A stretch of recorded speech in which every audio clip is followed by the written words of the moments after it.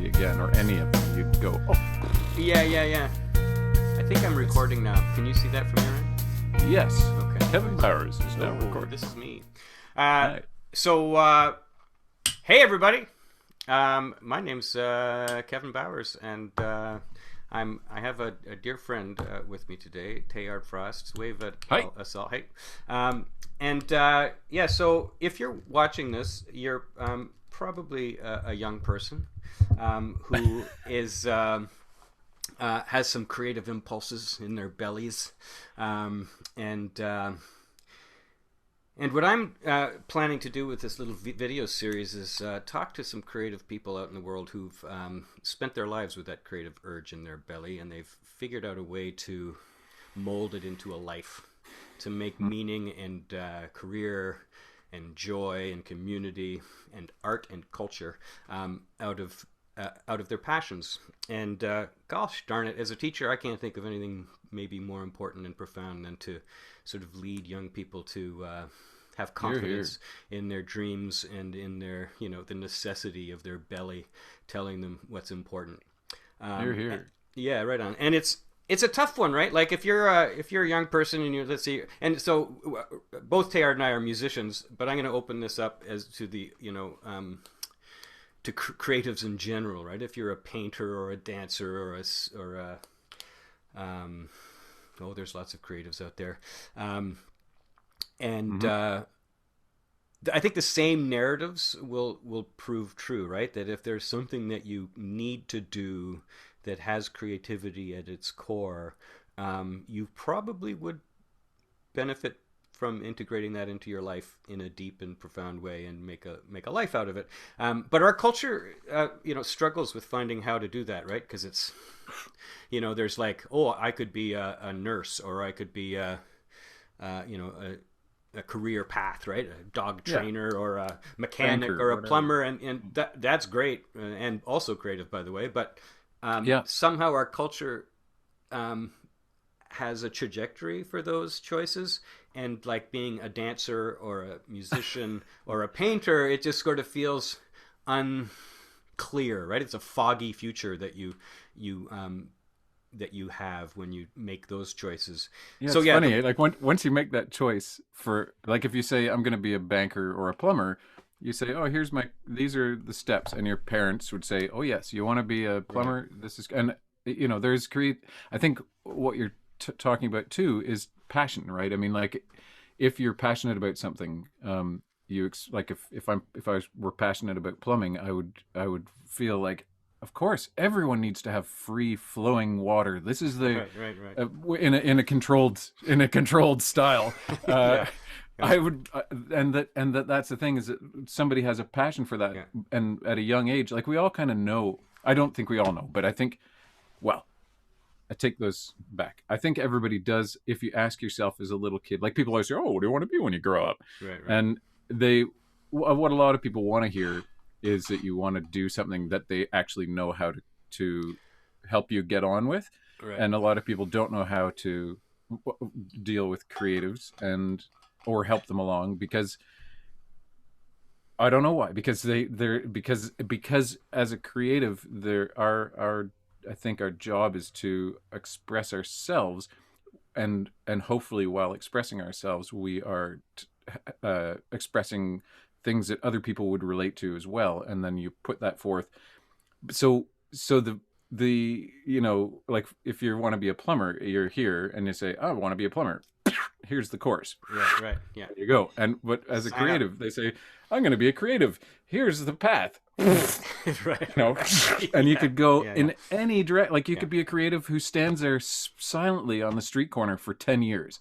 And that's your statement, or what, it could be absolutely anything. And I think that's really, which is part of the beauty of it too, right? I think it's fearful and threatening, but it's also, I guess that's part of what I wanted to do, knowing as many creatives as I do, watching them piece together a life, right? That's diverse and interesting, and it's got lots of moving parts, and it's hard to categorize. It's hard to say, because I was just talking to you the other day, and I knew you taught your instrument, or instruments, but I don't think I quite knew how much. It sounded like you were pretty busy teaching now, so Yeah, well, which yeah, is kind of a cool thing, right? always. That's like you're a performer, you've done various things, but often at times it seems creatives had a lot of sticks in the fire, right? Their career is like you Yeah, that thing, right? Where there's just like lots of angles, and yeah.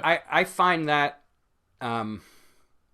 I think that would be exciting, like to as opposed to like doing one thing, like I get up at 8 and leave at 4, and Oh you yeah, know what I mean, like this yeah. scatter I'd go shot. crazy. I would scattershot. That's a great way. Yeah, I would just put scatter and end it there. that's right. Fair, fair. Scattered, stretched thin, trying to like. And I think the thing too is that you have to have all those irons in the fire because Right. this iron's going to make you $20 for the month. This iron's going to make you another five. This one's going to make you 2,000 for the month. You know, like so you can't. I find it really difficult.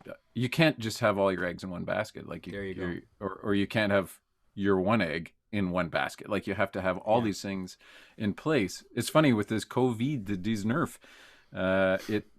It's really, of course, changed everything for everybody. But as a performer and a musician, touring musician, as somebody who my job is to be with the public and to be out there, and suddenly Right. that all changed, right? I mean, like at the Friday the March 13th, it changed. I came home from a gig and the door closed, and I've been home ever since. Was it a I came Friday the home from it. 13th? I didn't remember Yeah, that. it was. Yeah, it Oh, was Friday wow. the 13th. I was up at Ottawa doing Blues in the Schools, which is a program to introduce kids to different. It's called Blues in the Schools because it's funded by the Ottawa Blues Festival, but they get all different kinds of creative folk in there to nurture the kids and jazz them up and give them ideas and walk them through stuff. And so I've been doing it with Brian Sanderson, who's a multi-instrumentalist and also a teacher and historian, like a academic teacher. Okay. And he's like yeah, he's a great guy. So we work together, which is a bit unusual for that program because He's in your normally band what he too, right? yeah, we're in a band too, so we already know each other and we Yeah, have yeah. all these shared things. But the idea, which is a good idea, is for the Blues in the Schools, is they get people in, they pair people up who don't necessarily know each other and from different backgrounds. So like they might have a musician working with a dancer, which wouldn't be like really far out. But then they'll have like poetry, a poet with a musician, or a poet with a dancer, and those people don't necessarily know each other. So then they have to figure out the thing that they're going to do with the kids, and it's kind of funny because then you're suddenly on the spot with the kids going, "Okay, kids, let's get creative," Yeah, yeah, right on. and it's a great experience for those kids, and it's interesting just going back to the what you're saying about knowing how to lead people down these paths. Like if you say I want to do this, like I want to be a banker, the avenues are there and they're pretty That's right. clear. Like my daughter wants to be a nurse and she looked up what she needs to do. This is what you do, but you can't. I mean, so that makes it tricky. But then the other thing that makes it really tricky is that for some reason we don't, especially in North America, we don't value. I mean, Upper North America, United States and Canada, especially, we value the arts a lot. Like I was thinking about it this morning with things like stupid Spotify and that kind of thing. Like that's a great venue for us to get our stuff out there. Uh, but as a side note, a friend of mine in Toronto, he's a Indian musician, tabla player, Ravi Nampally. He said one time I had a gig offer for some one of a kind art show or something, and they said, "Come on, this is 25 years ago." They said, Would you like to come play this art show?" And I said, "Well, sure. What's the pay?" And they said, "Oh no, it's for exposure, and you'll sell Right. CDs." And we get those all the time, right? Like people don't want to pay for it. And so Ravi said, he said, "Oh yeah, they called me and asked me," and I told him, "Listen."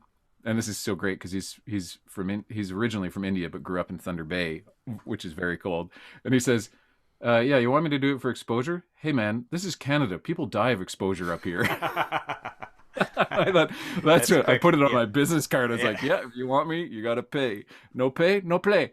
yeah, yeah, yeah. No, but I do. But that's the thing that people really. I was thinking about the Spotify and that kind of thing, and how people they don't want to like we like 99.4% of the population loves music they love paintings, they love poetry, they, you know, all these things are just they expect it and they take it for granted, I think, and it's part of, they think it's just part of the fabric, and like that's, That's right. oh, you're just part of the scene, you come with my life. Like, wait a minute. Right, right, right. You know, it's so that makes it really weird, whereas other places, um oddly enough, other places where they don't, like where English isn't the first language spoken, and I'm just putting that together now, but like other countries, other cultures Right. value, they really value their Yeah, artists you've and been their touring in creatives. Europe, eh? In the last sort of Oh yeah, half decade or so, I remember you going over there yeah. Oh and no, it's telling me that it been, was like their reception and they're just like loving yeah, Americana music and what you're offering and paying for it, yeah. and yeah. And generally, not just the Americana. I mean, like just in general, if it's Europe and all over the place. Like if you go to Mexico or Brazil, and any of these places you go, and they, and Africa, places like that, where like all the countries in Africa, you could go there and they'd say, "Oh, you're a musician." Ah, and in India, like I was sitting there talking with a guy in India, and he was a fiddler, and I said, we'd met 25 years before, and I said, "Well, I'm actually a fiddler as well," and I was explaining this, and his my Rajasthani Hindi is like zero, and his English was really good compared to my Hindi, and he finally, so I was saying, well, I'm a fiddler, so I understand what it is to rock and to play fiddle tunes, you know, together. And he's like, oh yes, yes. And then luckily there was a guy sitting behind me. Sorry, I'm just tangenting, but there's a guy sitting behind me. We're in this really tiny little sort of store come cafe, just a place that had a table to sit. And the guy behind me was also Indian, but from Mumbai, and he was very, very like he could have been from Toronto. Like he said, "Hey, you do you want to show? I was listening to your conversation, so I looked you up on the YouTube. This is," and he showed the guy. He's like, "This is this guy," and he No showed me. way. We're sitting in the middle of Rajasthan in Pushkar, and smoking beedies and drinking tea, Hmm. and you know, like it could have been like 1850 or something, and then all of a sudden, whoop, he shows a video of me playing the fiddle. The guy says, "Hey, you're a musician like me."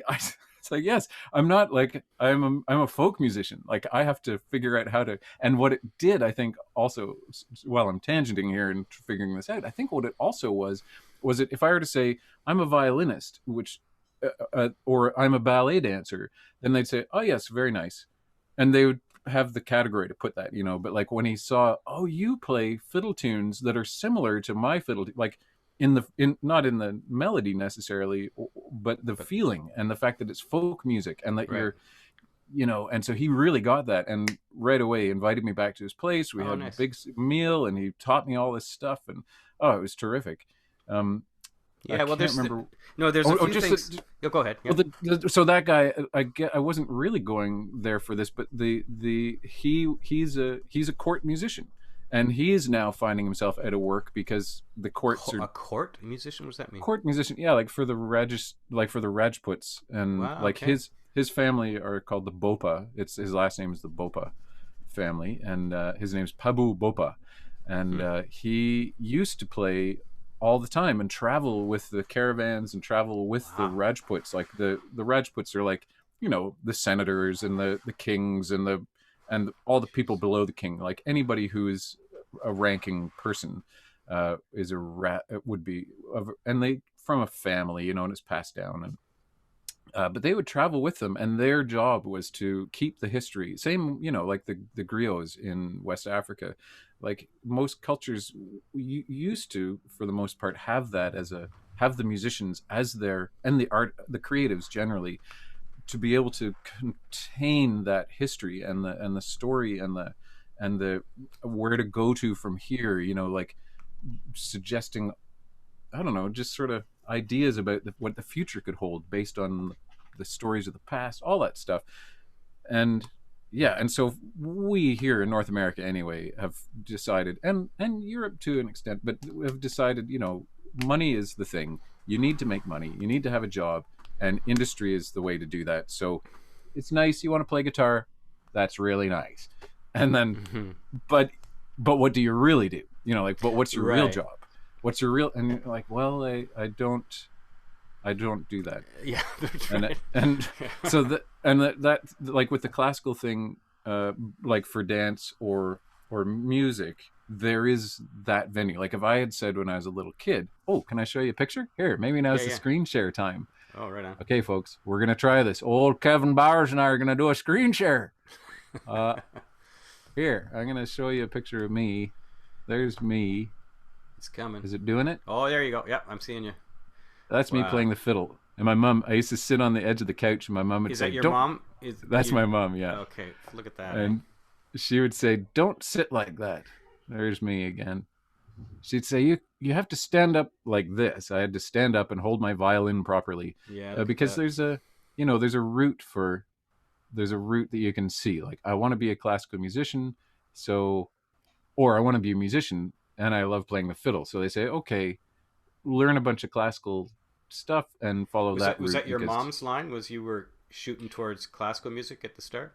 no, not really. She just Okay. wanted me to play the fiddle. She just thought I'd like it, and I loved it. I took right off. But the thing is, I wanted to play fiddle tunes. I didn't necessarily. I love classical music, and I played it then. But tunes is where it was at. The Yeah. music of the people, like I just love that. I love sitting, and that was the irony in the whole thing. In the end, was I put it down. We moved. I grew up on Manitoulin Island, and then moved down to St. Catharines. And when she signed me up for music, and uh, I remember walking down the hallway the first day of high school, and I hated school. I hated it. I didn't want to be there one Mm. iota. And so um, I was walking down, and I looked at my sheet of paper. So the reason I bring that the dislike for school, I loved learning, and I loved a lot of my teachers, but I just the whole I just didn't get it. Just didn't jive with me. So she would say, okay, I'll sign you up for stuff, because I'd just be like, yep, whatever. What, I don't care. I'm not signing myself How up old for are you anything. now? Are you when you hate Oh, school? Is it 14. okay? So It grade was, nine and kind of thing. yeah, grade 9. It was my first year, grade 9. It was a big school. Like the school was as big. It took up the same amount of town. I mean, the same amount of space on the ground as the village I grew up in. So Right. it was like insane. There were more people there than I'd Right. ever met Right. in my life. And I'm walking down the hallway thinking, okay, music, it's going to be choir, or it's going to, like, I'm going to learn to sight read and be able to sing and read music, and that'll be handy, I guess. And we'll see how it goes. I walked in the music room. It was way off in the back of the school on the other side of the gym. Uh, Opened the door, and in the gym, or in the music room, it was a traditional old time music room where you had timpani and 6 double basses, sousaphones all hanging around on the place, and and I thought, oh, I wish I was signed up for that class. And my teacher, Steve Freilich, who's still going, he's part of the Niagara Symphony, he's a trombonist. He said, well, what do you want to play? What instrument do you want to play? And I said, well, I play the violin. And he said, well, we don't have any violin players in this band, so what do you want to play? And I had to decide, like, in that split second. And I knew right away, I was like, either I'm going to be a drummer, which I told myself when I was about 4. I said, me, drummer. Hmm. And then I thought, well, I'm in the city. I said, do you have saxophones? And he said, oh, yeah, play saxophone. I said, saxophone it is. So I took off and started playing sax, and that was that. Hmm. So it was really exciting, and that just ties back in earlier. I was thinking about how having there are venues for things, except they take them away, right? I mean, like the venues to be a musician nowadays, like we're doing this, I think, partly because the arts are just not represented in schools anymore very well. And if they are, like there are schools that would say, well, we have a such and such, but I don't think they really do. Like I work But the for a budgets company are called, shrinking. Yeah. yeah, for sure. The budgets are shrinking, and the people say, well, it's not really that important. And they don't seem to understand the importance of,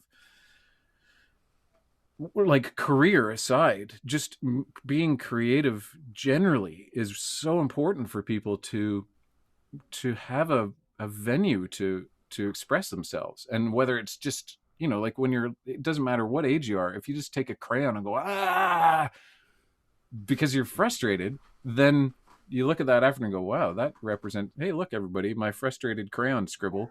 Hmm. And that gives you the time and the place to, like, express that. And while you're doing it, um, you're processing what has frustrated you or what's excited you or made you, Sure. elated or in love or whatever the thing is. Hmm. So then you can digest it. And then if somebody said, hey, what are you doing? You can say, oh, well, actually, blah, blah, blah.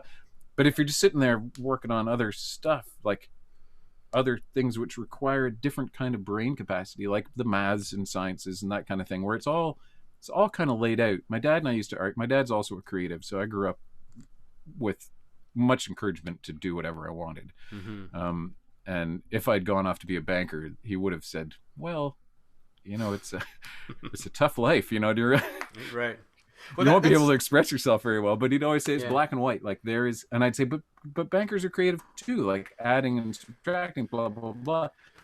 And he'd say, but that's cut and dried. Like there's no variant in there. Like there's no room to move and go laterally or like you know you draw a face, you can draw that face however you want and nobody can tell you, like, oh, unstable internet connection. Yeah. People Yeah. can tell you that doesn't look like so and so, but you can say, you know what, to me that's what I'm seeing right now.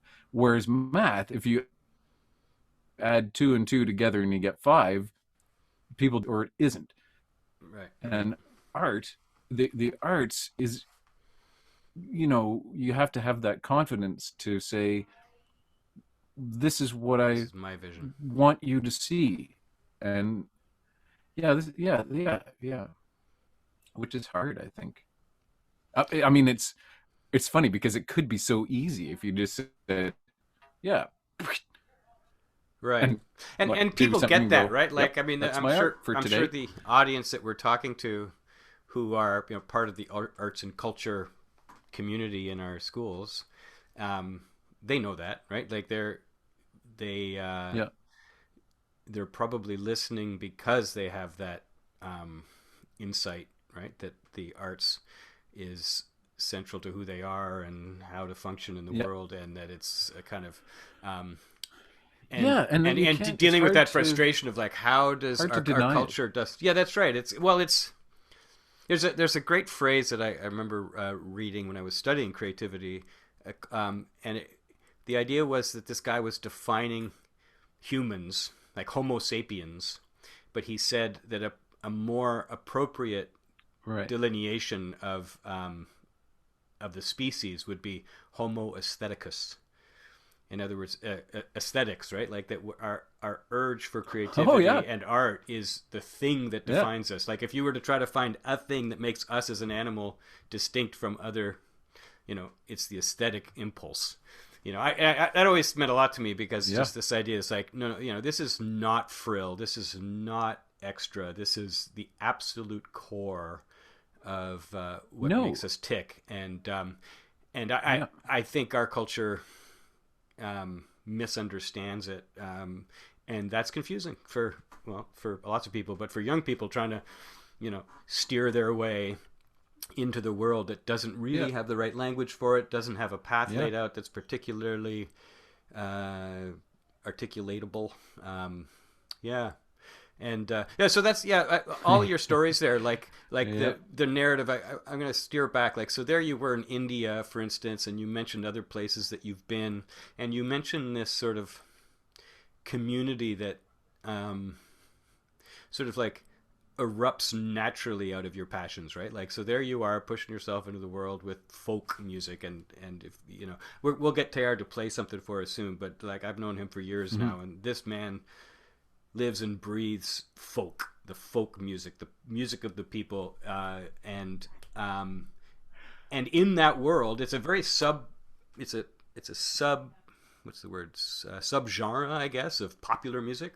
Um, but it is the source of our music, um, and Yeah, um, and that's one thing that I think is important for maybe yeah. young people to get, is that It's interesting too. these small subgenres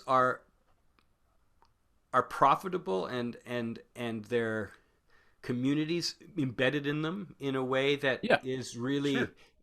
profound and useful, right? Yeah, Like it's like, oh, I play banjo. It's like, yeah, you can do this with a banjo, man. absolutely. And in fact, in some ways, it might be easier than doing it with a Yeah, with a more, I don't know, like you play. And if Absolutely. you can find the smaller communities, they can sustain themselves. And you don't have to be, well, I'm trying to think of popular Kendrick Lamar or something. I was, Like you can be, you can make a career out of this it's small that subgenre to me is piece. really way more difficult. The big picture.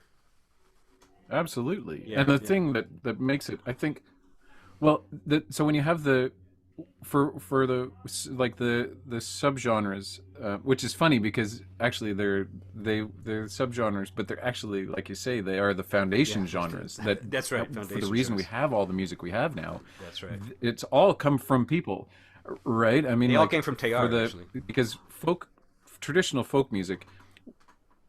Yes, yeah, right. But that like everybody has a traditional folk music in the world, um, every culture. But the then what happened was when people started singing like Pete Seeger and Woody Guthrie and the dudes with the guitars back in the 40s and 50s, they started singing folk music. They called it folk music because it was the songs of the people and for the people. Usually either with a banjo or a guitar, and they called that folk music. Which, if I said to someone, within my entire lifetime, if I said, "Oh, I'm a folk musician," then they'd think Joan Baez or Pete Seeger playing and strumming and singing "This Land Is Your Land," which is folk music. And they took it to a new and different place. Like the Seeger family realized that to reach the people, the working class people, you had to do like they were classical musicians to begin with. His Pete Seeger's parents. Pete Seeger, kids, is a famous, very famous folk musician who changed the history of music as we kind of know it. Like he just went out in the world with his parents. He used to travel around on a wagon, and this is not like this is in the 30s, I 30s, reckon. probably, yeah. Probably in the 20s and 30s, he was out traveling around doing traveling roadshow with his parents making classical music. And then they realized, oh, and it was not just classical; it was experimental classical music. So it was like super, super weird, crazy, amazing I didn't stuff. actually know that. And they realized, well, if we want to reach the people and connect with them, oh yeah, it's a great story. Uh, and his mother was a really well, like she was up and coming experimental classical musician, like avant-garde classical Hmm. composer who had written some huge pieces that you can find them out there. Hmm. But she gave it up to support her husband. And then they realized that this music, like this art music, wasn't reaching the artsy classical music, the classical art music wasn't reaching the majority of the people who were the working class people. So they realized, well, what if we sung a song about working in the mines or doing the job that you do because you have to support your family, but it's not fun and the job boss isn't great. And then when they realized, oh, if you sing about the job boss and or the straw boss or whoever and how he's like putting his thumb on the man is putting the thumb on the person, on the worker, then people really responded. So then that made this the next step towards pop music. Like singing about our emotions and singing about those things Interesting. in a different way than where before it would be a ballad about a murder or it was a uh, yeah, like they were more sort of Story. topical instead Yeah. of like emotional, maybe. I'm there's yeah, stories, and I think as folk music, like there are a lot of broadsides out there, and there's operas and all that. There are all those songs that the love songs and things, but they anyway they started. So then folk music became folk music that we know now, like Arlo Guthrie, Woody Guthrie, Pete Seeger, all those kind of Joan Baez, and what most of the people that I know came popular music, and then rock and roll and folk. They did their thing, and now we have Bruno Mars and the rest of the people. And the thing I Hmm. find funny with that, just a tangent again, is that nowadays we have folk music that is, I mean, it's not folk music, but it kind of is in that it's for the people, but most of the songs are about I love you and you left me and now I'm super miserable, or you love me but I don't like you. Like every song on the radio pretty much is about that. Like it's not about what are we going to do, and how are we going to change the world? That gets shifted off and dumped into the folk world because the folkies are the people who care.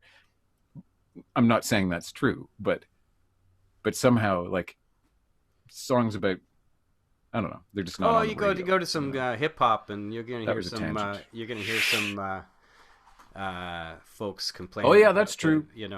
you put on some True enough. Kendrick Lamar, he'll tell you what's what, um, you know, but Yeah, but it is interesting, eh? That whole yeah, that's true. I think before too long goes on, we should get you to play something for us, there, Teilhard. Um, you said you might have some instruments hiding Sure, have behind the frame here. stuff all over the place. This You're is my. you're a Oh, could bit I just show choppy in you? terms of I'll the. just show you a picture. A screen share again. Oh yeah, sweet. Okay, I'm just gonna show the kids my room. Um, okay, here. This is my work room. This is my library. Half of it. Um, No, let's that's see that's this so cool. All first. those books. I mean, No, just that's the not a good one. That's my record collection. Oop. one thing I've enjoyed about this conversation, and I've always known that it's true about you, is like, so you're a musician, passionate about your genre of music, your root genre, as we now calling it. You're also an educator, right? I mean, and that's part of what you do. I've seen you perform live, and you'll explain, oh, this Yeah, song comes from 1869, and and you'll tell a story about some dude, yeah. um, and you're teaching the audience, right? Poor old And sucker, uh, cuckolded. and no, I mean, as an educator myself, I love that intersection between, like, you have this sort of life of passion and and uh, Mhm. and study, right? And as you can see by the bookshelves there, um, the world's hurting for teachers and educators to hold on to, the wisdom. Um, so that's just another one of those sort of sticks in the Yeah, fire, right? That's not. It might not. Well, I guess it is. it's It's a funny because separate stick because you actually do go to schools, and like you're talking blues for schools, and your students that you bring in, right? It's like this is one of the yeah, benefits is that it's not yeah, all. It's not a one trick pony. It's not like I'm a dude on the YouTube or a dude on tour. I'm an educator. I'm a yeah. community member. I'm a all those things. They come out so naturally from you that you don't Yeah. even necessarily think about it. It's But yeah.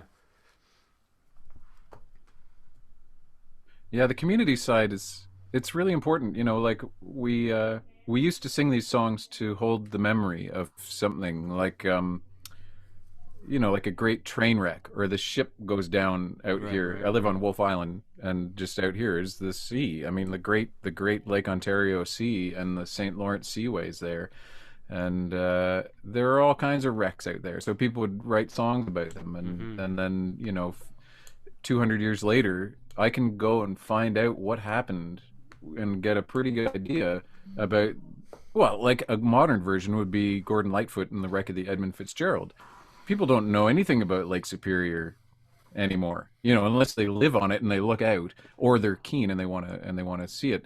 But I was thinking earlier while you were talking that the strange thing I find, or something that it's not strange, but with you don't find this music on the radio unless like John McClurg in Kingston will have his 1 hour program on a Sunday morning at 6 a.m. or something, and you really want to hear some good old time folk music, you get up at 6 and you put on the radio, and that's where. But you're not going to just flick on Bob FM and hear fiddles and banjos or Rajasthani or like African drumming or like it's just not. You have to go find it, which makes Mm-hmm. it also really hard that for people to follow those passions. And when you talk about teaching and concerting, performing and Mm-hmm. teaching or like passing on information. Some people love it when I talk about the stuff, and I usually like to introduce a tune beforehand and say, "This is from so and so. I learned it from so and so at such and such a place, and he lived in Kentucky in this mountain village," and just give a quick synopsis. Like another tangent, I was just teaching a kid a tune yesterday up in Ottawa over the Zoom, and it was a tune called Bonaparte's Retreat. And this tune was written, and there are all kinds of different versions of this tune. My fiddle might be in that tuning. I'll play it for you in a sec. But the guy that I learned it from, it's a recording that was made by Alan Lomax, who had the foresight. His dad, John Lomax, had the foresight to go out and record people in the early turn of the 20th century. And they've like this is one of the books, this is one of many books that he put together. That's all the folk music of the time. And then they did this crazy thing where they'd write a little story for everyone that may be related or it may not. But that book and another one, this was his dad's book that he put out with his son. Like, all my books are like so nattered and crazy. I always feel so badly. They're just wrecked. But I take them everywhere in my bicycle basket and just, constantly trying to take this stuff in. But those guys had the foresight to go out and record this stuff. Some people, God, I've gone on a tangent. I don't know where it's going. But up here, like, we have this folk music that has, I think, been sort of curated by Edith Folk. Her name is Fowke, like Fowke. What are the chances? Coincidentally, Yeah. I know, weird, eh? But she and a couple other people up here, they took the body. They were collecting songs up here too, and great collections. Like, I have books and books by Edith Folk and the Canadian folk music world. But I think what they did up here, differently than they did in the States, was in the States, the United States, they would find a song and they would write it down, and they would, they'd arrange it a bit more themselves, or like fill in some gaps that might have been missing. Especially like there's a bunch of different collections from the 1800s that people did, and so they put in every version exactly as they heard it and exactly as they wrote it. They'd write them all down, so then you have the choice. You can say, oh, I really like the version from Sheffield, England versus the one from farther south in England. Like, there's certain nuances. What they did up here was, I'm pretty sure they would say, so in the States and in England, they would record everything as they came across it. They wouldn't edit it in the way they did up here, where when you listen to Southern fiddle tunes from the Appalachian Mountains, they're slinky and dirty and they kind of sexy, and they'd sing body songs, and same in England and Scotland and Ireland and in all over Europe. They'd sing these body songs about situations with people being murdered, people drinking too much, drugs. Like, it was the rock and roll of the day, so all the stuff was included. But I think in Canada they said, we're Puritan Canadians. We have to do Protestants. Let's do away with those. Let's not record this stuff. We're going to let that stuff. Exactly. So they would just get rid of the stuff that they thought was gross or inappropriate. And then you have this book. So then, sadly, we don't have, like, then the people died who knew the songs that were the kind of like, ooh, that's kind of fun and funny or whatever. Dangerous. Nope. Gone. Done. Interesting. So I don't remember where I was going with that detail. Oh, just that it's important, I think, for people to know this stuff, because you can't, like, you don't, it's interesting. Oh, that's where I was going. Bonaparte's Retreat. Oh, yeah, right. I taught the version that I play. Right. I learned from Alan Lomax, 1937 recording in Kentucky. It was played by a guy named William Hamilton Stepp, who went by Bill Stepp.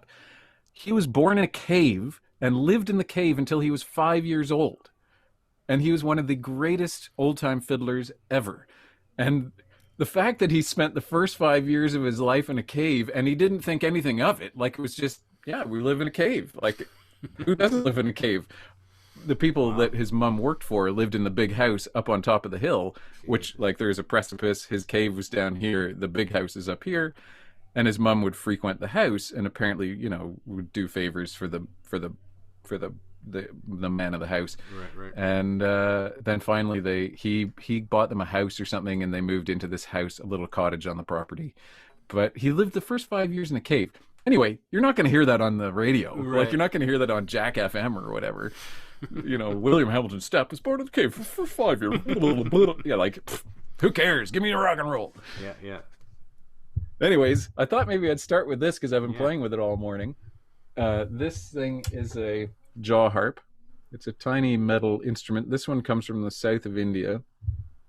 It's non-electric, and a lot of the instruments I like to play are non. They're acoustic. They're non. They don't require batteries, and a lot of them you can play in the rain, apart from the fiddles and banjos.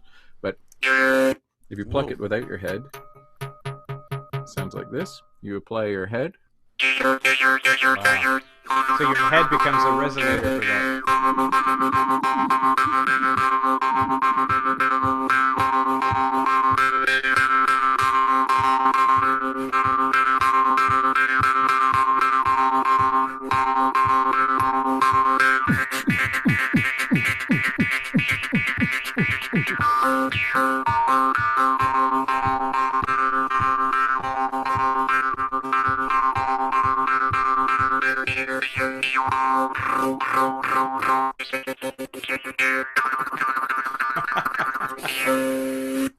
That's a jaw Wow. harp. It fits in my pocket.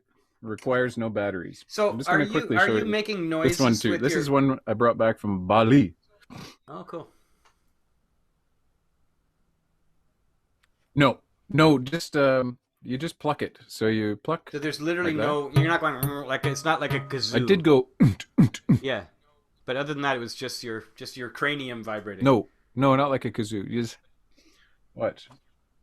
I'll show you.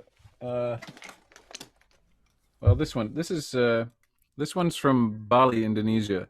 It's a um, it's a piece of bamboo frond, not bamboo, palm frond, a sugar palm branch. It looks like bamboo, but it's not. It has this cool. So this one, this style, what you do is you pluck that little trigger, and it causes the reed to vibrate.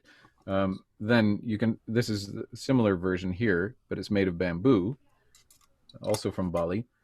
This one, and that sounds like this.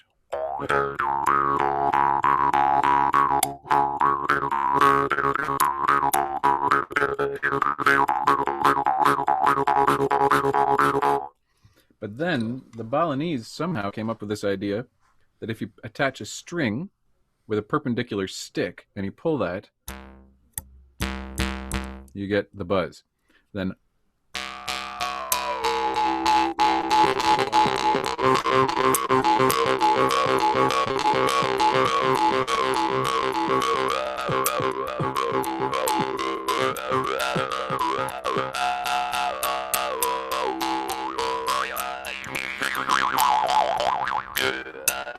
so I'm just pulling it It's like amazing. that. You give it It's amazing. a little.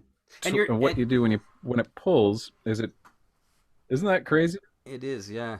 I keep on assuming that you're making vowel noises with your head, but you're not, eh? Making Like vowel noise, you're not no, changing the no. shape of your But mouth to so make more how noise. about next? I'll show you the. Yeah, keep going, man. Oh yeah, yeah. I'm changing the shape of my mouth, but I'm not making the vocal Right. sounds So of you're of the changing vowels. the But the you're totally resonator, nailed but it you're because yeah. the shape. Yeah, yeah. Like if you could take your guitar and go Right, right, right. and squish it, Yeah. if you played just the one note, what you're doing by changing the shape is changing what harmonic frequency is going to come out. And in the with the jaw harp, it's and all the mouth. You can do it with harmonica too. Like mm, here's a harmonica. Um, so if I change my tongue, so everybody knows harmonica. No batteries required. Fits in your pocket. Uh, you can play it anywhere, anytime. That one's actually not. That's a sample to take apart and show people what the insides look like. But here's my little kit of harmonicas. Merp. And what I do, when you play straight.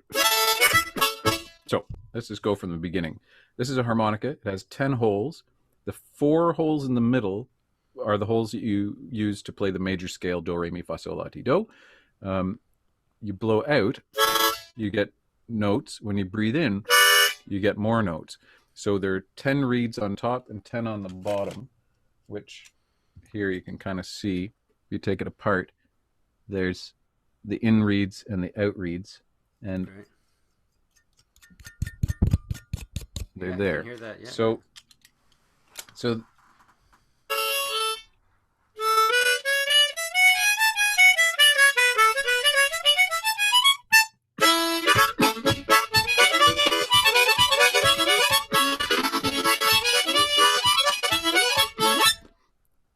so now if I take that same instrument, you can play the blues. Hey, wait, that's not the blues. That wasn't the blues.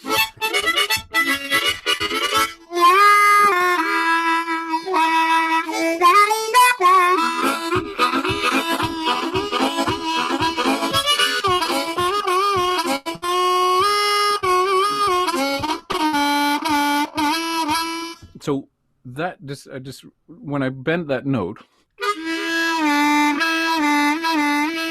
what I'm doing is pulling with my tongue, but it's not what I was going to show you.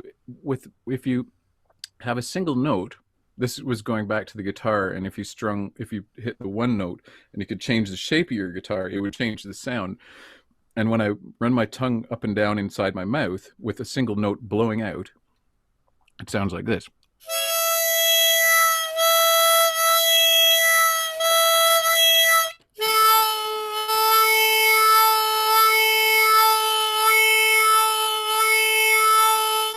And it's the vowel shapes. Like if I'm going, ew, ew, ew.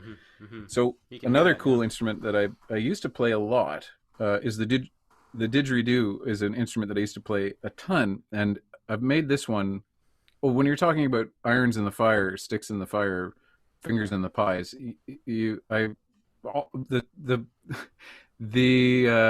sort of positive part of the negative side of being a creative when you don't have any money because you're a creative and you can't figure out, or people can't figure out how to pay you better. Like nobody ever pays you what you should actually, anyways, you have to figure out something else. And if you want a banjo or you want an instrument, the thing to do, especially as a creative, is to figure out how to create one. So you have to make your instrument. So I wanted a didgeridoo back 25 years ago, but there were none in Canada at the time that I could find. Like there were maybe a couple anyways, I'd never seen one, but I'd heard about them. So I'd heard that if you split a log in half, you could carve it out and put it back together. A didgeridoo. So everybody, a didgeridoo is an Australian instrument that comes from the Aboriginal people there. And they've played it for hundreds of thousands of years, like as long as as long as people have been walking around. And it's hollowed out naturally by termites. They clean it out and play it. I'll just get you one that looks sort of similar. Just a sec, okay? Yeah, go for it. As Teilhard's doing that, I played a gig with Teilhard once, and he had this thing and went around. I'm explaining the time, Teilhard. You can hear me now? Where you we played a gig one time, and you went around to all of the tables, and you sort of blessed all the tables with your didgeridoo. Do you remember that? It's something you do more than once, but I was just part of the gig once, and you did that, and I just thought it was so special. Yeah, I think it was like we played one set, and it was just before the second set, and it was at the Camden East Cafe, if I'm not mistaken, and you just went to all the tables and you played for 8 seconds. Oh, I thought it might have been out there. Yeah, and you sort of blessed. It felt like you were sort of blessing the space with this didgeridoo, and I was sitting on the stage ready to play, and I was just this is beautiful, and everybody was so taken. It was just like that he's about to play it. That instrument fills the room, man. Like the whole place was just vibrating. And I never forgot that. It was really kind of special. Yeah, amazing, eh? Yeah. Yeah, far out. I think I like that you interpreted it as blessing the crowd, but I as that may have been happening, but really I was probably just going around so they could touch it and feel the vibration and to feel it close up and have that experience. Yeah, same thing. Yeah. So the didgeridoo is a hollow log. Yeah, exactly. And you play it like a trumpet, so you buzz your lips like this, but you breathe in your nose and out your mouth at the same time. And that gives this sound. Dado, dado, dado.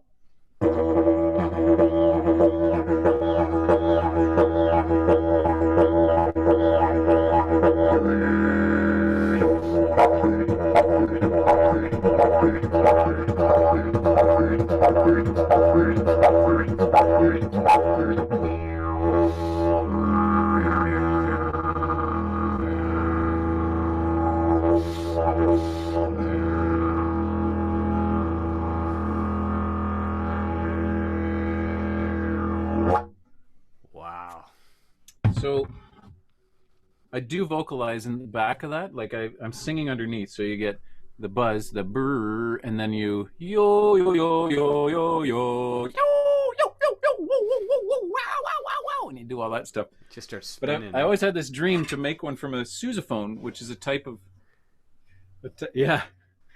This is a sousaphone, which traditionally this is a brass instrument like a giant trumpet, and you play it like this, and this would have a huge bell to make the sound come out louder.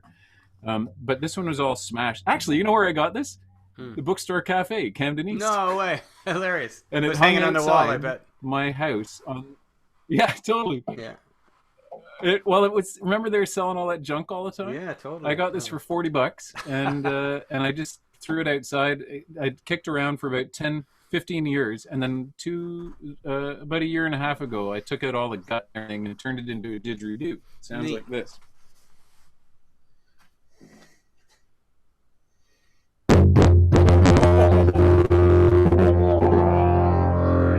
And I can wear it in a parade.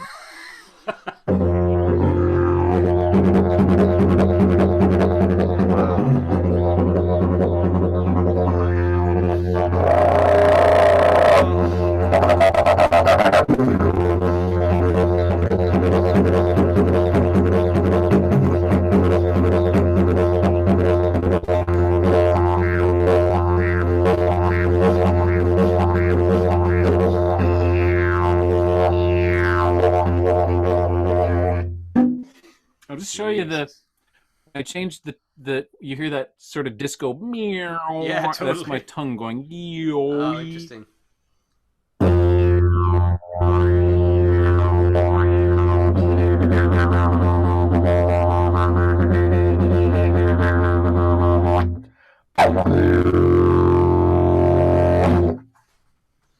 That's my That's Susie Doo. astounding. Not bad, eh? Totally. It's so organic sounding that it almost sounds like it's becoming digital. You know, it almost sounds like it's got to be sampled and coming through a synth. It's so big and fat and beautiful that it's like, oh, this can't be real. Like, yeah. Oh, I tell you what, man. Like, you could totally make a hip hop band, with the sousaphone and the jaw harp and some breaking. Oh, it'd be great, man. Absolutely.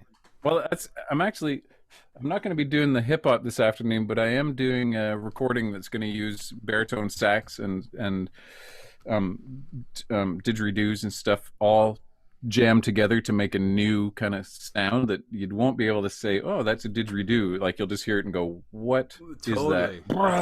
Like, is this it seems to escape its origin, doesn't it? It just sort of like floats in the atmosphere outside of itself in a way that's just fantastic. That's what it feels like. I don't know what it feels like inside your head, but outside it just feels like, are you serious? Like that thing's bigger than itself. Like, yeah. Totally. Yeah. Well, here, check this out. This is the coolest. Okay, kid. So this is a didgeridoo. I brought this one back from Bali. It fits near. I can actually put it in the back pocket of my work pants. But so you blow in here. The air goes down one side. It has a chamber, goes all the way up and across and down the outside, and then back up again. And the channel's only as wide as this, and probably about half an inch, a centimeter. Wide.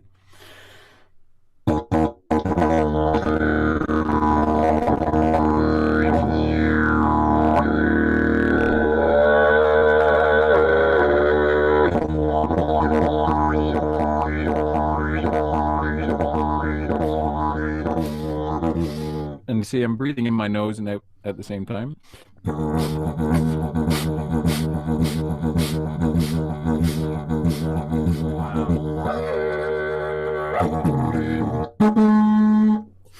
Crazy.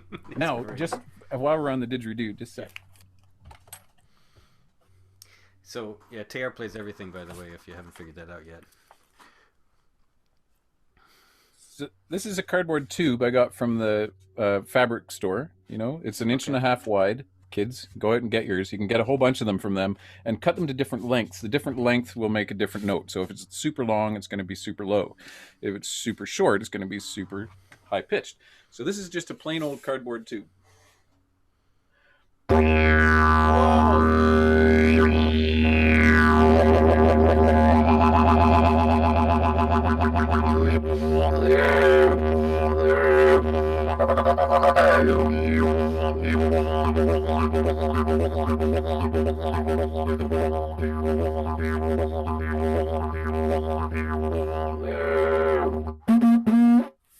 Cardboard tube. It's free. They're free.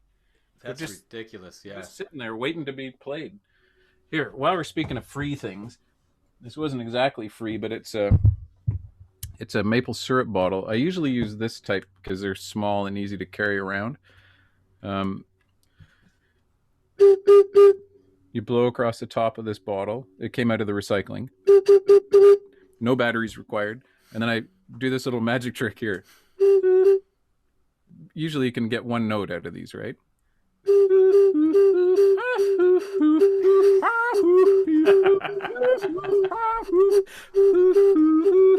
So that's one. And then I just discovered yesterday that this is a perfect bottle.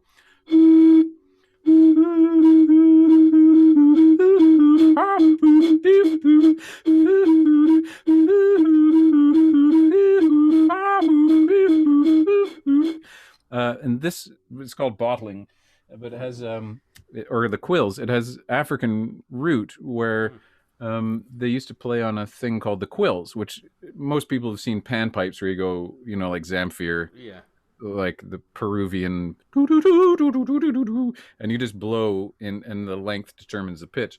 But so these, when the enslaved Africans were in the United States and Caribbean, they wanted to continue the tradition of this singing and playing. So often they'd have a set of quills that would be 3 or 4, and they'd want to play more melody notes. So they'd play the 3, doo, doo, doo, and then in between they go, doo, ah, hoo, ah, hoo, ah, and they'd sing the notes in between. So, and then you hear these recordings where they'd say, oh, this is a fiddle tune that like Devil's Dream, which is a very popular fiddle tune, and you'd hear them play it with the quills, and it sounds nothing like what you think the Devil's Dream is, but man, it is the coolest sounding thing. And what they did when they didn't have the reed to make the quill is they realized, oh, if I use a pop bottle or a bottle, I can do the same. And usually, tune it with water. So if you want it to be higher or lower, just tune it to the pitch to fit your voice, and away you go. Like this is it came out of the recycling.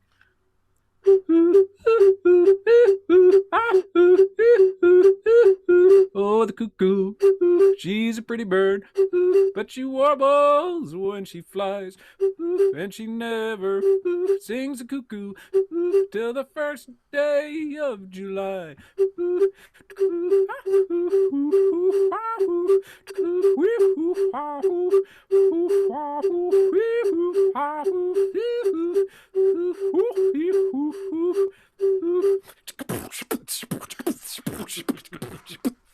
I learned that from Mike Seeger, who is the younger half-brother to Pete Seeger, who we were talking about earlier.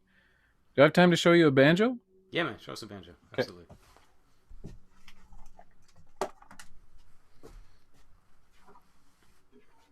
Oh, yeah. Another instrument that Teilhard built. So this is a gourd banjo. I started making gourd banjos because I wanted a banjo, but I couldn't afford to buy one. And I figured, well, I can work with wood. I grew up doing that with my dad, and I figured I'll just try making a banjo. So I've made about 60. This is about number 37. It belongs to Matt Allen, so I have to get it back up to him. So the banjo originally came from Africa, and it looked similar to this, but there's a whole history. We could talk about that another time.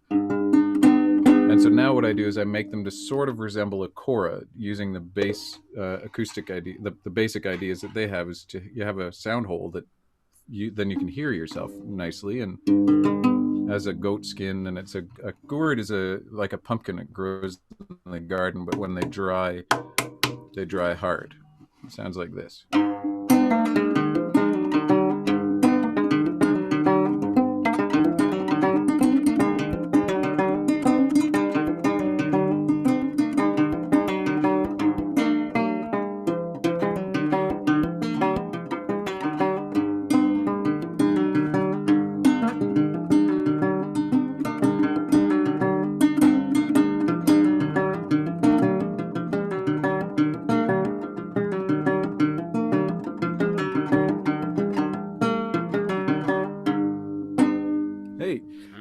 You recognize that tune? That was the one we played for about 3 hours that night in your garage. I could imagine such a thing happening. Absolutely. If you folks watching this right now have not heard Kevin Bowers rock on the electric guitar, one of the best rockin' guitar players in Kingston. One of my Oh, favorite guitar shucks. players. One of my favorite all-time guitar players. Well, And the thing that I love about when you're doing it is that you're so engaged, and you're not just engaged with yourself. Like, you're not a navel gazer. You play and you're like, damn, this is wicked. And then you look right at the crowd and you're like, this is wicked. And because you love it so much, I do love it. that you're not afraid to look at the people and say, I hope you love this too. And if you don't, I'm gonna keep doing it anyway because it's wicked.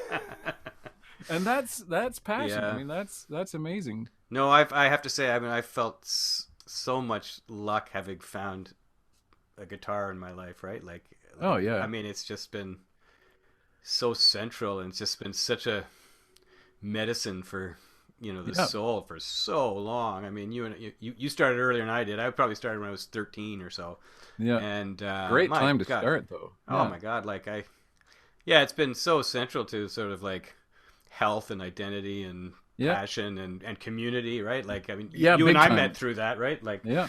um, I kept hearing about the Bowers brothers Oh, when I yeah. moved here. I was like, "Ooh, who are these?" You sound like a Appalachian mob or something. Like, don't mess with the Bowers brothers. that's funny. And yeah, and that I was thinking with the banjo for me, well, for all the instruments, but like especially the string instruments now, playing those, connecting with people is like music. I've traveled the world all over. Like, I've been around the world a couple of times, and everywhere I go, I take a small pack of instruments. I take a jaw harp, I take a harmonica, I take a set of rattle bones, like it's a percussion instrument, and maybe a tin whistle or something like this. Like,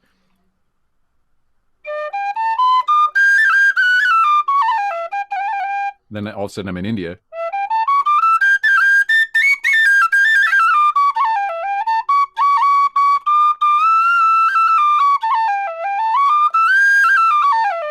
And you play that, and they're like, "That sounds like our music." And so then you Yeah, don't even have to connection, speak the connection. language. That's right. Yeah, Yeah. it opens it up. And like I was I found picturing you in as a high school, when you're like, "Yeah, I finally got Wish You Were Here." And then Right. you're sitting, or like The Needle and the Damage Done, and you're sitting there in the hallway at Yeah. high school, and some girls going by, and they're like, "Ooh, look, it's Kevin Bowers. His hair's getting a bit longer, and he's playing Wish You Were Here." And then all of a sudden they're like, "Hi, Kevin." You're like, "Don't bug me. I'm playing guitar." How did you know that? I don't know, man. Because those are the two things I can play on the guitar, Right, right. and I learned them in high school, wishing that I was a cool guitar player, but I was a Yeah. nerdy saxophone guy. So actually, I'm curious about just sort of technically. So you picked up that penny whistle and you played Irish, and then you said, "Oh, and then I can do Indian." Well, it wasn't that I was doing Indian, but just I remember doing that when I was in India, and Sure, they but were like, my question is, I guess, Yeah. more technical. Like, do you know the scales or the some. modes or whatever that are like, if I want to play Indian, or are you just, is your head attuned with melody sufficiently that you just move your fingers and it comes out?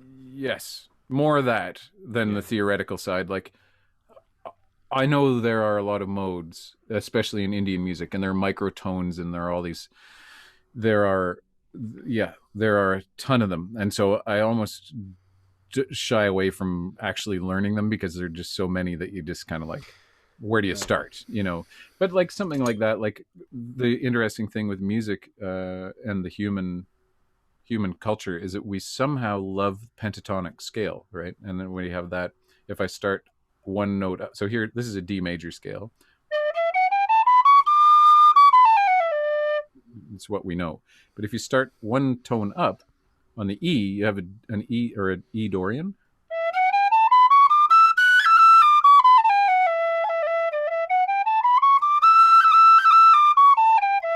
Then if I just do every other note,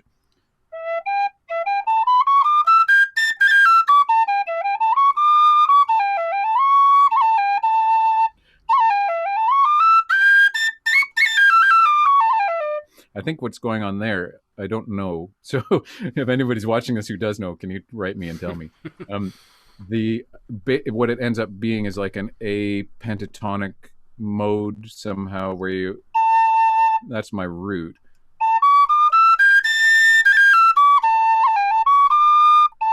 Mhm.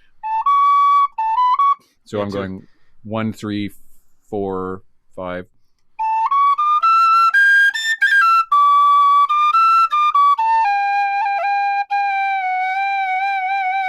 Is that not modal though?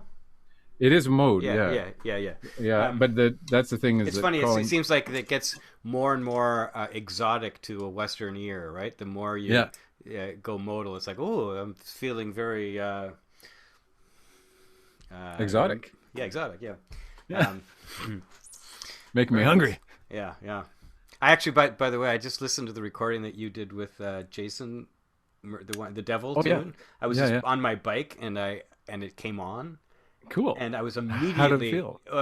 yeah. I haven't heard the one like I put a track on it. I haven't heard that version. I actually wrote Ah, Jason when I got home, and I said, "Dude, I just heard that," and my first response is it didn't need any guitar. It's so ah, kicking before the guitar, but now I'm dying to hear it with the guitar. oh, it's Um, killer. It's amazing. uh, yeah. Oh man, that it was a perfect bike too. It was one. I don't know. I'm a biker, and when I wear my headphones out on the KMP trail, and it's like every once in a while a song hits that's exactly right for the landscape and my mood and the moment.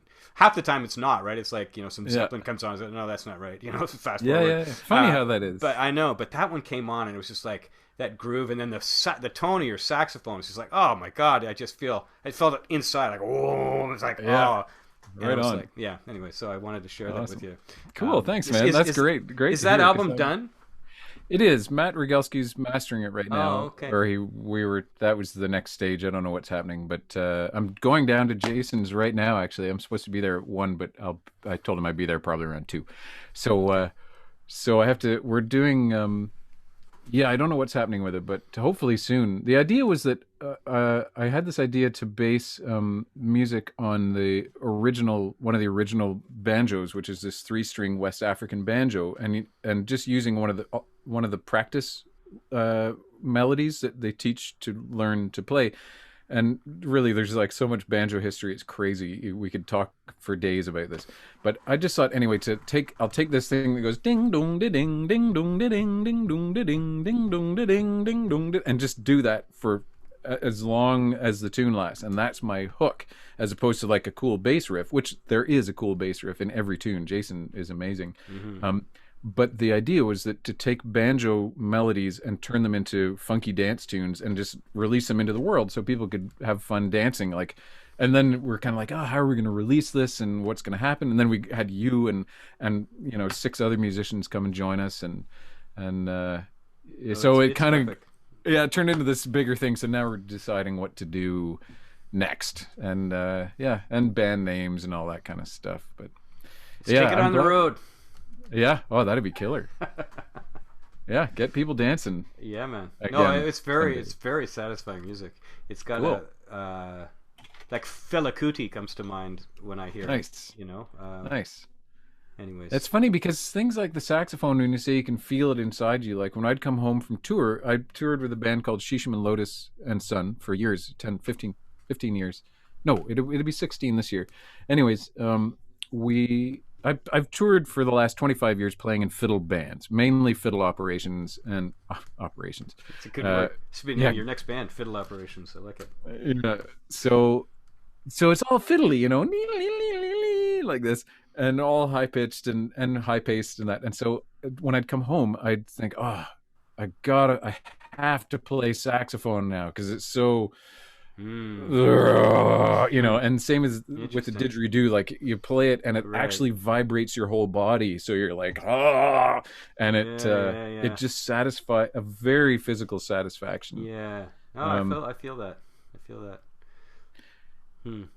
I yeah. should let you get Well, on your kids, way, my man. Like yeah, yeah, get at 2 o'clock and as creatives, um, follow your passion, and they're like right now the granting system in our government is actually pretty good. Like the Canada Council for the Arts is great, and the Ontario Arts Council is really good.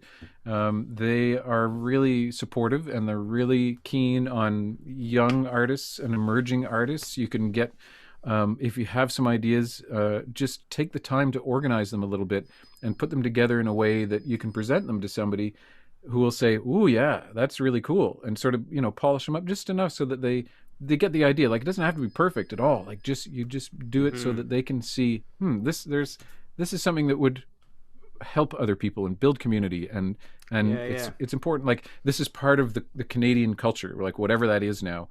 This is part of it. So take the time to Here. and have faith. Like even if people, and because I tell you, like everybody gets made fun of no matter what you choose to do in your life. But I feel like people who, like as a kid, I was a ballet dancer. I danced ballet for the first big chunk, like for the first 7 years.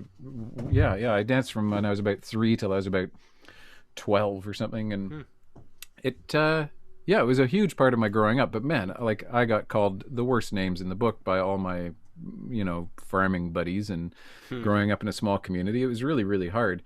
But I'm really happy that I had to go through all that in a way, and fight for I'm literally fight. Like I had to fight all the time, beat people off me who were just like, literally. "Oh, you're a pussy," and like they'd just go, "Oh yeah, I was a fighter," but I wasn't. That was the thing. Is like I was just like, guys, just okay, you stop making fun of me, and then it would just get to the point where they'd start pushing and shoving, and then I'd have to fight, and it was hilarious. So and I'd be like, my mom would say.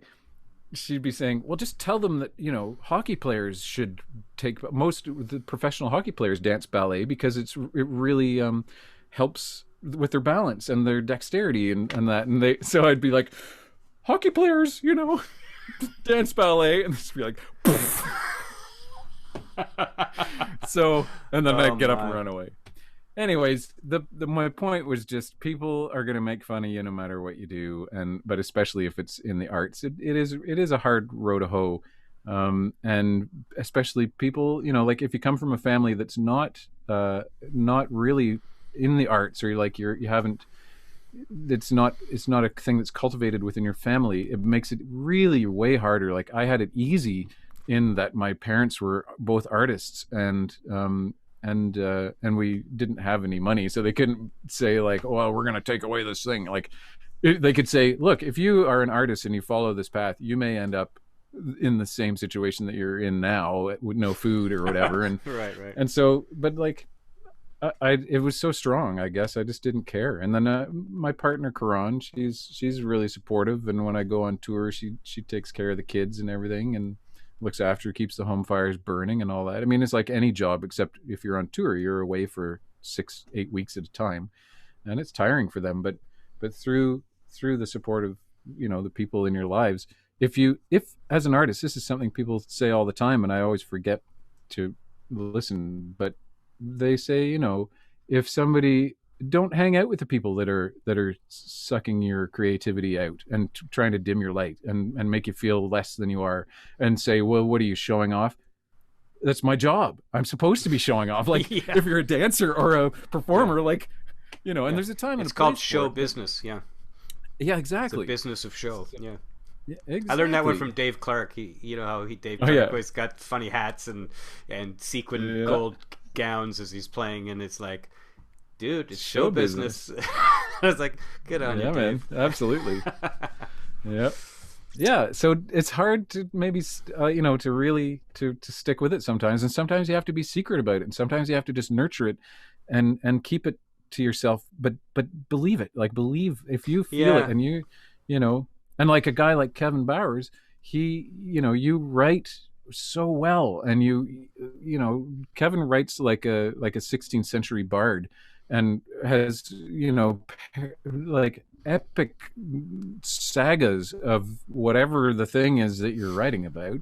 Sagas. And you're a teacher, and so that, like, those two things, like you have that balance of there are ways to make it work. That's what I was just I feel very lucky that way, right? I there's a part of me that sort of envies and respects that you just sort of made your passion, like the entirety of your career.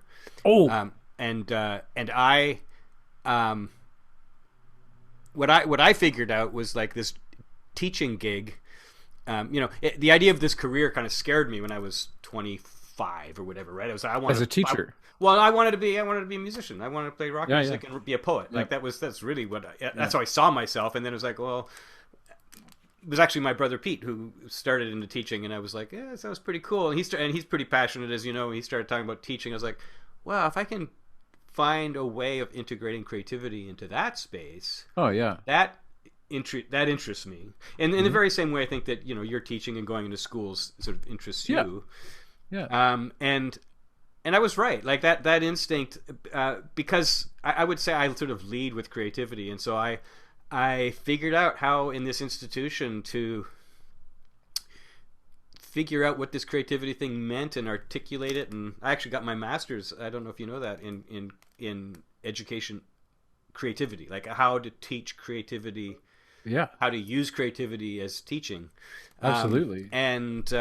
So, anyways, I've just figured out a way to do it inside the institution, and Which is the key. Like that's the key. That's the key, for and me, that's what we need. it's been But I think, I mean, when I say key, I mean like it's the key to the survival of the arts in a society that doesn't value them as much as they should, and they really should value them way more than they do, because it is the, the reservoir of the time. It's like the archives of what's happening. This is how people will be able to look back and say, oh, that was happening then. It's like fashion. I mean, like all those things you can look and say, oh, this was happening. right. Why was that happening? Oh, because the king had one leg, so they all danced around like in the or not No, it's true. Barbados, It's the only thing that lasts, Plano. right? It's the only thing that lasts. It's the only Yeah, thing we have to look at. and it It's does, and it really. architecture and scripture and music and But that's funny though, carvings. because but music, like the thing that's so weird about music too, is that once you play that note, like this thing is just sitting here by itself. I'll play the note, but I can't hold it. Like I can't capture Right. it unless we record it somehow. But that's separate. So then that to me is the weirdest thing. Is that like I could be sitting here working really hard all day, and then Karan comes home and is like, "Hey, what have you done? I don't see anything." Like it's all invisible, honey. There's nothing to show, and it's well, like you can't say yes. I've made Yeah, six fair tunes. enough. Here you go. Give me $20. Right, You have right. to actually keep performing it. But I did just have one more, just one more point. I had just one thing that I was thinking about. You reminded me about teaching and creativity going down that route. Well, just that. Oh, well, I just read an article from 2002 that my mom sent me from an old newspaper where Rena Eupitis had spearheaded this study with it was called learning, like learning through the arts, basically. There was this program that The ACE program at Queens. no, it was out of Toronto. It was the learning. Oh, shoot, and you know what? I read it and I crumpled it up and threw it in the fireplace because it had been sitting on my wall for years, and I finally, anyways, it was learning foundation through the arts or something that was started by the Conservatory or the Toronto Symphony Orchestra, somehow related to the classical music world. But they were putting artists into classrooms, especially classes and schools in underprivileged neighborhoods and places that were having a really hard time, or if they were grading really low on the scale of what kids are Yeah. supposed to be doing at a certain age, and they were using the arts to teach the sciences and from a different angle, so they could think about things laterally, and Yeah, and yeah, yeah. that's so important. And for you to be a teacher in the, like, it goes back to what we were saying with the arts being cut from the Budgets. curriculum. Yeah. They don't understand that learning these techniques and learning to express yourself and figuring out what it means to have gray zones and to deal with unknowns and to be able to say, well, I do feel like this is something that all the while you're doing that, your brain is figuring out stuff and problem solving and figuring out how to interpret stuff and to put it back out again, which includes, like, which then carries over to mathematics and geography and history Totally. and sciences, all those things. And it ties in, like, it's all so related, and it's also Yeah, you're such absolutely a right. bummer that it's not really recognized. That's nice, dear, but what else do you do? Yeah. You know, well, that's what I do. Well, the kind listeners of this conversation will get it, I think. Yeah. Yeah. Hopefully, there's a bunch of listeners who didn't get it before Yeah. and may have thought the arts are for a Yeah. bunch Yeah. of fruits or whatever people say. Good grief. Good grief. Yeah, man. This has been utterly delightful to talk to my friend Teilhard and unpack. Likewise. Yeah, man, unpack a lot of angles there, man. A lot of angles. You're a Yeah, man. complicated individual. Not really.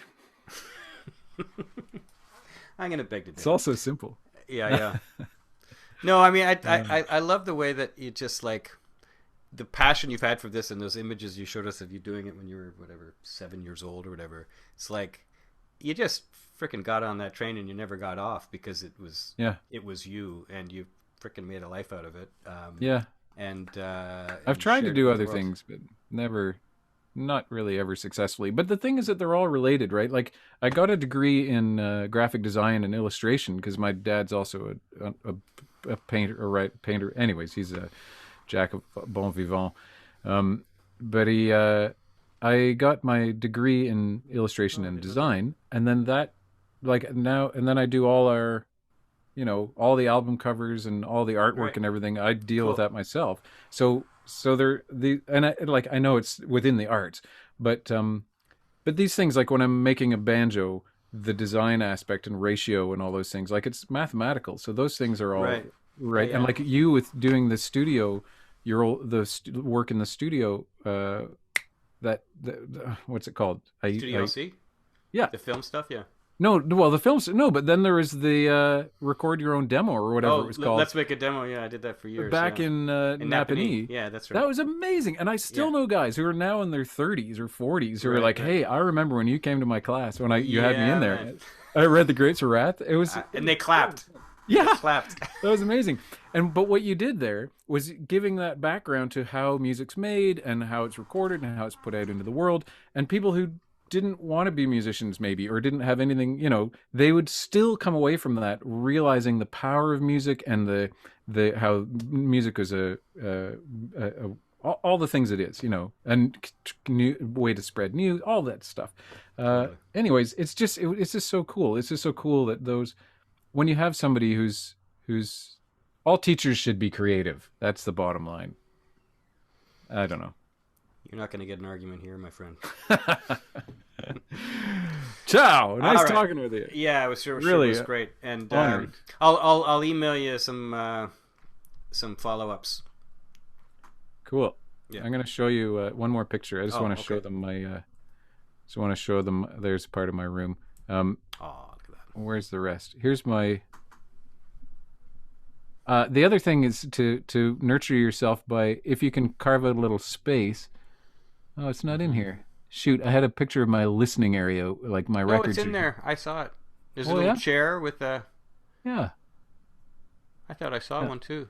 Well, it's in the photos I sent you. Yeah. Anyway, this is my workshop. I Oh, mean, look look, it looks insane out here. That is From gorgeous, this man. angle.